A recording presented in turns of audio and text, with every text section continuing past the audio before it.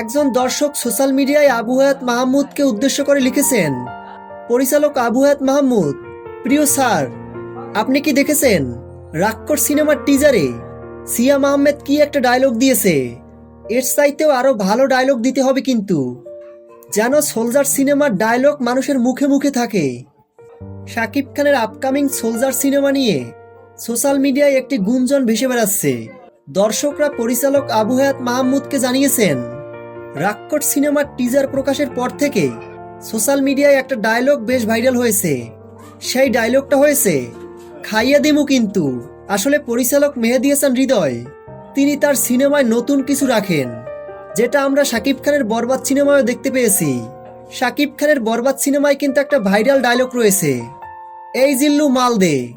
ঠিক তেমনি মেহেদী হাসান হৃদয় আবার নতুন সিনেমা নিয়ে আসতে চলছেন এই দে, যে সিনেমাটির নাম হয়েছে রাক্ষস। এবং এই রাক্ষস সিনেমার একটি ডায়লগ বেশ ভাইরাল হয়েছে সামাজিক যোগাযোগ মাধ্যমে, খাইয়ে দিমু কিন্তু।